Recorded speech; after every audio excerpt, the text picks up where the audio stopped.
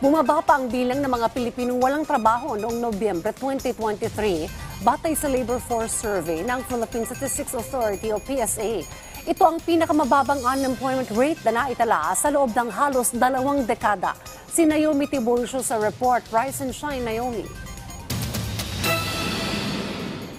Naitala sa pinakamababang level ang bilang ng mga Pilipinong walang trabaho sa loob ng halos 2 dekada. Ito ang inanunsyo ng Philippine Statistics Authority sa kanilang pinakahuling labor force survey para sa Nobyembre 2023. Katumbas ito ng 1.83 million na Pilipinong walang trabaho, mahigit 300,000 mas mababa kumpara noong Nobyembre 2022. Tumaas din ang bilang ng mga Pilipinong may trabaho sa halos 50 milyong katao. Agriculture, construction, transportation, fishing, administrative at support service activities ang 5 industriya na nakapagtala ng pagtaas ng employment.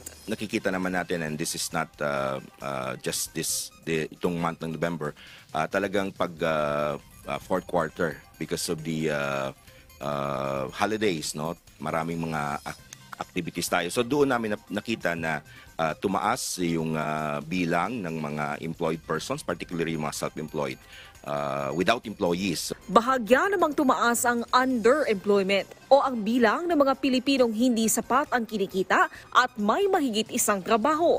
Paliwanag ng national statistician na si Undersecretary Mapa, may kinalaman ito sa pagtaas ng bilang ng mga Pilipinong self-employed, gaya ng mga freelancer o may sariling negosyo. Dito rin sila kasi self-employed, so hindi talaga ganun yung number of hours of work. So dito rin nakukita yung kung saan mayroon tayong underemployed. So that's typical, tumaas yung number of employed, and not all of them could be absorbed in terms of the full employment. Kaya medyo tumaas ang number ng underemployed din natin nitong November. Naitala din ang bahagyang pagbaba ng bilang ng mga Pilipinong aktibong naghahanap ng trabaho mula 51.88 million sa 51.47 million.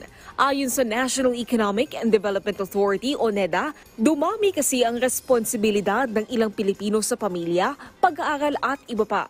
Para mapataas ang bilang ng mga may trabaho, ayon kay NEDA Secretary Arsenio Balisacan, napapanahon na palawagin na ang digital economy para mapataas ang bilang ng Pilipinong aktibong naghahanap ng trabaho.